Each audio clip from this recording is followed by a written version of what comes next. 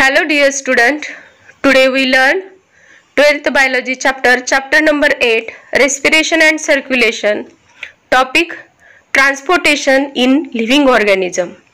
In previous session we learned artificial ventilation and ventilator. विद्यार्थी मित्रांनो, आज आपण ट्रान्सपोर्टेशन इन लिव्हिंग ऑर्गॅनिझम अभ्यासणार आहोत.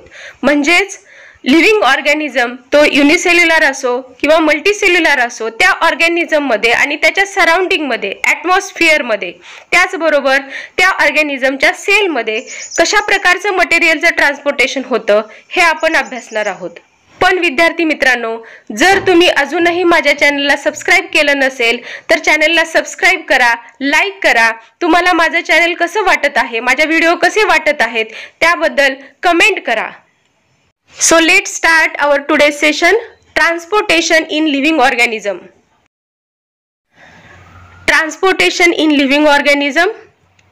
All living organism, whether unicellular or multicellular, show an important property of exchange of material with their surrounding as well as between various parts of their body cell or body. म्हणजेच प्रत्येक living organism मध्ये, म्हणजेच all living organism whether it is unicellular और multicellular, म्हणजे तो organism unicellular असू द्या किंवा मल्टीसेल्युलर असू द्या, या ऑर्गॅनिझम मध्ये एक महत्त्वाची गोष्ट असते ती म्हणजे एक्सचेंज ऑफ मटेरियल. म्हणजे मटेरियल एक्सचेंज करणे. आणि हे मटेरियल एक्सचेंज कुठून कुठं करायचंय? With their surrounding. म्हणजे बॉडी, तो ऑर्गॅनिझम आणि त्याचं जे सराउंडिंग आहे त्या सराउंडिंग मध्ये, किंवा त्याचं जे ॲटमॉस्फिअर आहे त्या ॲटमॉस्फिअर मध्ये. फॉर एक्झाम्पल, जर आपण ह्युमन बिईंगचं जर आपलंच जर घेतलं तर we exchange the gas from surrounding. म्हणजे ह्युमन बिईंगचं एक्झाम्पल जर घ्यायचं म्हणलं तर आपण काय करतो की बाहेरून जे आहे एअर इनहेल करतो, त्याद्वारे आपण ऑक्सिजन घेतो आणि आपल्या बॉडीमध्ये जो कार्बन डायऑक्साईड तयार होतो तो एक्सहेलद्वारे आपण सराउंडिंग मध्ये सोडतो, म्हणजेच ॲटमॉस्फिअर मध्ये सोडतो. That means exchange material with surrounding. म्हणजे आपण काय करतोय तर सराउंडिंग मध्ये आणि त्याचबरोबर बॉडीमध्ये मटेरियल एक्सचेंज करतो.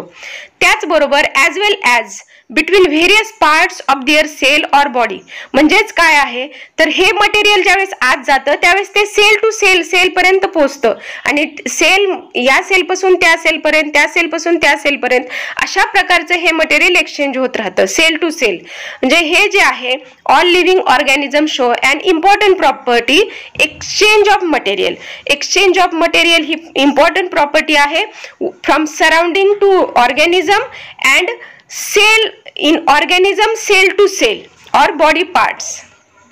Organism take up oxygen and nutrients from the surrounding and these are circulated within the body for various metabolic activity. म्हणजेच काय म्हटलेलं आहे? Organism take up oxygen and nutrients from the surrounding. म्हणजे ऑर्गॅनिझमला कशाची गरज असते तर ऑक्सिजनची आणि न्यूट्रिएंट्सची. आणि तो कुठून घेतो तर त्या सराउंडिंग मधून घेतो, म्हणजेच ॲटमॉस्फिअर मधून घेतो. जसं की आपण काय करतो तर ऑक्सिजन घेतो, म्हणजेच ऑक्सिजन इनहेल करतो आणि त्याचबरोबर आपण फूड खातो, म्हणजे आपण अन्न खातो आणि त्या अन्नाद्वारे आपल्याला वेगवेगळे न्यूट्रिएंट्स आपल्या बॉडीला मिळतात. आणि हे जे आहे ते बॉडीमध्ये गेल्यानंतर these are circulated within the body for various metabolic activity. म्हणजेच आपल्याला त्या न्यूट्रिएंटची असेल किंवा ऑक्सिजनची असेल कशासाठी गरज असते तर आपल्या बॉडीमध्ये ज्या मेटाबॉलिक ऍक्टिव्हिटी चालतात त्याच्यासाठी या न्यूट्रिएंटची आणि ऑक्सिजनची गरज असते. आणि त्यामुळं हे जे ऑक्सिजन आणि न्यूट्रिएंट जे आपण सराउंडिंग मधून घेतलेलं आहे ते आपल्या बॉडीमध्ये सर्क्युलेटेड विदिन द बॉडी. म्हणजे आपल्या बॉडीमध्ये ते सर्क्युलेट होतात, सेल टू सेल ते बॉडीमध्ये सर्क्युलेट होतात. कशासाठी होतात तर मेटाबॉलिक ऍक्टिव्हिटी त्याच्यामुळे होतात. Metabolism means catabolism and anabolism. And catabolism means breakdown of complex molecule and anabolism means synthesis of new molecule. म्हणजेच मेटाबॉलिझम जी आपल्या शरीरामध्ये होते त्याला चयापचय क्रिया असं म्हणतात. त्या चयापचय क्रियासाठी आपल्याला न्यूट्रिएंट्सची गरज असते, एनर्जीची गरज असते. आणि ती एनर्जी आपल्याला कुठून मिळते तर आपण जे फूड इनटेक केलेलं आहे, म्हणजे न्यूट्रिटिव्ह मटेरियल इनटेक केलेलं आहे, ऑक्सिजन इनटेक केलेलं आहे, त्याच्यातून आपल्याला एनर्जी मिळते आणि त्याच्यातून मेटाबॉलिझम किंवा मेटाबॉलिक ऍक्टिव्हिटी घडून येतात. Also, the waste generated within the body are given out into the surrounding. म्हणजे बॉडीमध्ये जे वेस्ट मटेरियल तयार होतात, म्हणजे जे ऑक्सिजन आहे, न्यूट्रिएंट्स आहे, जे बॉडीमध्ये इंटेक केल्यानंतर मेटाबॉलिक ऍक्टिव्हिटी होतात आणि मेटाबॉलिक ऍक्टिव्हिटीमध्ये काही वेस्ट मटेरियल तयार होतात, वेस्ट प्रोडक्ट तयार होतात आणि हे वेस्ट प्रोडक्ट सराउंडिंग मध्ये सोडून दिले जातात. म्हणजेच ऑर्गॅनिझम हा सराउंडिंग मधून, एन्व्हायरमेंट मधून ऑक्सिजन आणि न्यूट्रिएंट्स घेतो. त्याच्या बॉडीमध्ये मेटाबॉलिक ऍक्टिव्हिटी होतात आणि मेटाबॉलिक ऍक्टिव्हिटीमध्ये वेस्ट प्रोडक्ट तयार होतात आणि हे वेस्ट प्रोडक्ट पुन्हा ते सराउंडिंग मध्ये सोडून दिले जातात. Waste generated within the body of organism are given out into the surrounding. Transportation in organisms and animals occurs by diffusion and by active transports between the cell. म्हणजे हे जे transportation आहे, एक्सचेंज द मटेरियल आहे, ते organism मध्ये असो किंवा animals मध्ये असो किंवा ऑल ऑर्गॅनिझम मध्ये असो, हे दोन प्रोसेसने ट्रान्सपोर्टेशन होतं. One process is by diffusion and the other process is by active transport. म्हणजे डिफ्युजन म्हणजे काय तर सिंपल मेथड आहे. The movement of the particles from the higher concentration to lower concentration. म्हणजेच आपण जर समजा आपलं घेतलं ह्युमन बिईंगचं जर घेतलं तर आपण ऑक्सिजन टेक इन करतो, इनहेल करतो, तो सराउंडिंग मधून आपल्या बॉडीमध्ये ऑक्सिजन जातो आणि तो ऑक्सिजन पुन्हा बॉडीमध्ये गेल्यानंतर त्याचं ट्रान्सपोर्टेशन सेल टू सेल किंवा बॉडी ऑर्गन टू ऑर्गन, आतले जे इंटरनल ऑर्गन आहेत ते प्रत्येक ऑर्गन पर्यंत पोहोचणे, ती जी प्रोसेस आहे त्याला ऍक्टिव्ह ट्रान्सपोर्टेशन द्वारे ती पोहोचतात. म्हणजे डिफ्युजन म्हणजे काय तर सराउंडिंग मधून आपण एखादं मटेरियल, न्यूट्रिएंट्स असू द्या किंवा गॅसेस असू द्या, आपण बॉडीमध्ये घेतो आणि त्याच्यानंतर त्याचं डिस्ट्रीब्युशन बॉडीमध्ये किंवा सेल टू सेल मध्ये ते जाणं, त्याला ऍक्टिव्ह ट्रान्सपोर्टेशन प्रोसेसनी ते जातं. ऍक्टिव्ह ट्रान्सपोर्टेशन प्रोसेस म्हणजे काय? अशी प्रोसेस ज्याला एनर्जीची गरज असते, that need energy, that need ATP molecules. म्हणजेच ट्रान्सपोर्टेशन ऑर्गॅनिझम मध्ये हे दोन प्रोसेसनी होतं, दोन पद्धतीने होतं. डिफ्युजननी होतं. डिफ्युजन ही सिंपल मेथड आहे, that no need energy, and by active transport that need energy. This mechanism is suitable where the surface area of the body is large and the distance between parts of the body in the organism is extremely small.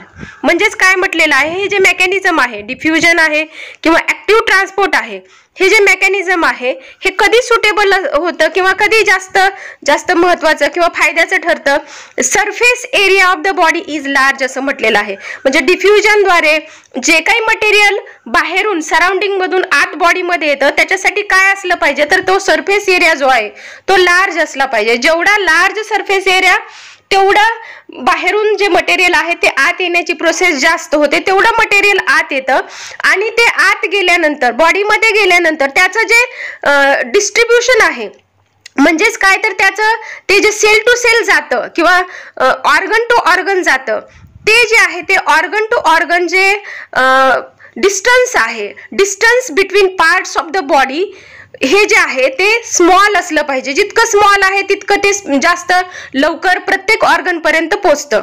म्हणजेच दिस mechanism is suitable. म्हणजे हे जे mechanism आहे हे suitable होतं. कधी suitable होतं? Whether the surface area of the body is large. बॉडीचा जर सरफेस एरिया लार्ज असेल, जेवढा सरफेस एरिया लार्ज तेवढा जे सराउंडिंग मधून जे आत बॉडीमध्ये ऑर्गॅनिझमच्या बॉडीमध्ये जे मटेरियल आहे ते येतं आणि आत आल्यानंतर distance of the body part is extremely small. जर बॉडी पार्टचं डिस्टन्स कमी असेल तर ते लवकरात लवकर जास्त स्प्रेड ते प्रत्येक बॉडी पार्ट मध्ये होतं. The next important concept is cyclosis. Cyclosis is the streaming movement of the cytoplasm shown by almost all living organism. म्हणजेच सायक्लोसिस म्हणजे काय तर सायक्लोसिस म्हणजे स्ट्रीमिंग मूवमेंट. आणि स्ट्रीमिंग मूवमेंट म्हणजे काय? जसं आपण पाण्यामध्ये काहीतरी टाकल्यानंतर जसं पाण्यामध्ये तरंग उठतात, पाण्याची थोडीशी मुवमेंट होते, अगदीच तशी मुवमेंट. पण ती मुवमेंट कशाची? सायक्लोसिस म्हणजे कशाची मुवमेंट? तर cyclosis means the streaming movement of the cytoplasm. Cyclosis म्हणजे काय आहे तर सायटोप्लाझमची मुवमेंट. म्हणजे सेलमध्ये जे सायटोप्लाझम असतं त्याची जी मुवमेंट आहे त्या मुवमेंटला सायक्लोसिस असं म्हणतात. Means cyclosis is the streaming movement of the cytoplasm shown by almost all living organism, म्हणजे प्रत्येक लिव्हिंग ऑर्गॅनिझमच्या सेल मधल्या सायटोप्लाझमची स्वतःची अशी एक मुवमेंट असते, स्ट्रीमिंग मुवमेंट असते. त्या स्ट्रीमिंग मुवमेंटला सायक्लोसिस असं म्हणतात.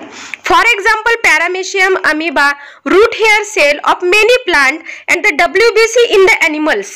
म्हणजे एक्झाम्पल दिलेलं आहे ज्या सेलमध्ये सायक्लोसिस होतं, म्हणजे स्ट्रीमिंग मुवमेंट होते. पॅरामेशियमचे सेल असू द्या किंवा अमिबा असू द्या किंवा रूट हेअर सेल्स आहेत, त्या रूट हेअर सेल्स मध्ये सुद्धा त्यांची स्वतःची अशी स्ट्रीमिंग मुवमेंट असते ऑफ मेनी प्लांट. म्हणजे प्लांटचे जे रूट हेअर सेल आहेत त्याच्या रूट हेअर सेलमध्ये जे सायटोप्लाझम आहे त्याची स्ट्रीमिंग मुवमेंट असते. And the WBC in the animals, म्हणजे ॲनिमल्समध्ये ज्या व्हाईट ब्लड सेल्स आहेत WBC आहेत, त्या WBC ज्या सेल्स आहेत त्या सेल्समध्ये स्ट्रीमिंग मुवमेंट असते. And that streaming movement are called as सायक्लोसिस.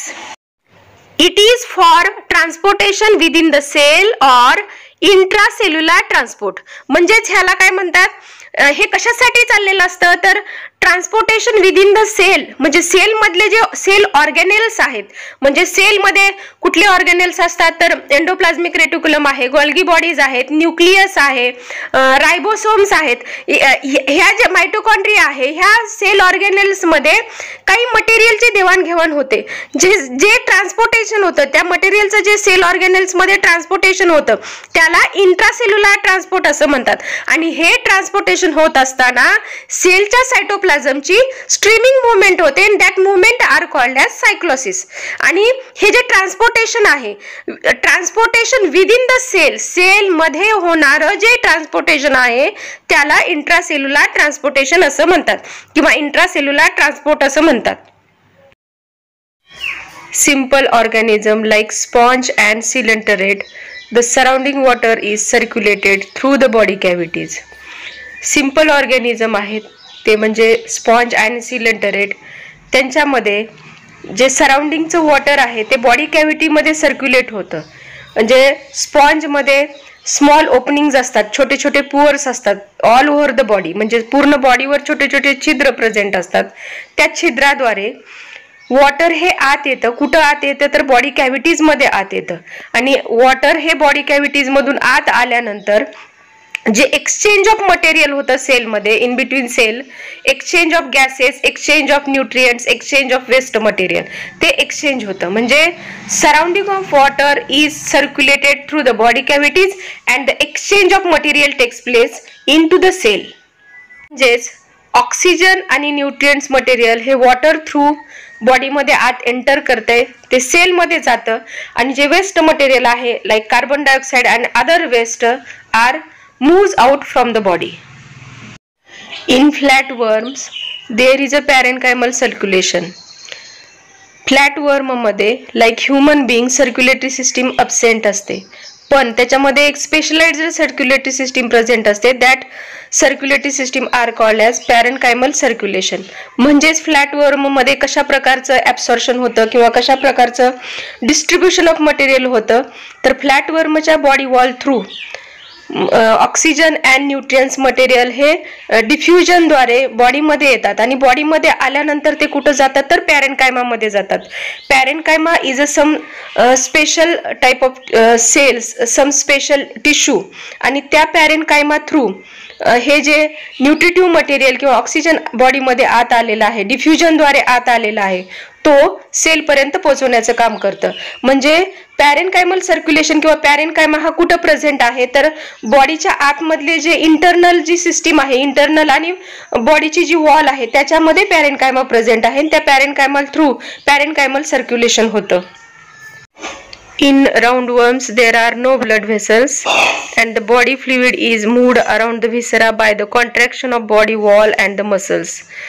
Roundworm मध्ये blood vessels present नसतात. There are no blood vessels and the body fluid is moved around the viscera by the contraction of body wall and the muscles. आणि roundwormचे जे side आहे, lateral side आहे, त्या lateral side through जे सराउंडिंगचं water आहे ते आत येतं. परंतु ते आत कशाद्वारे येतं किंवा कुठल्या प्रोसेसनी येतं तर जी बॉडी वॉल आहे राऊंडवर्मची, जी साइड बॉडी वॉल आहे, त्या बॉडी वॉलचे जे मसल्स आहेत ते मसल्स कॉन्ट्रॅक्ट होतात. आणि त्या कॉन्ट्रॅक्शन थ्रू जशी बॉडी कॉन्ट्रॅक्ट होते तसं बाहेरचं जे वॉटर आहे ते ते आत येतं, त्याच्यानंतर बॉडी वॉल रिलॅक्स होते, म्हणजे बाहेर आतले मटेरियल बाहेर जातात. अशा प्रकारचं हे जे एक्स्ट्रा सेल्युलर ट्रान्सपोर्टेशन होतं याला एक्स्ट्रा सेल्युलर ट्रान्सपोर्टेशन म्हणतात.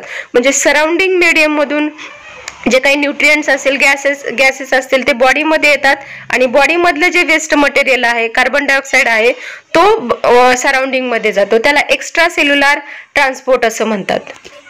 In round worm body fluid is moved around the viscera असं म्हटलेलं आहे.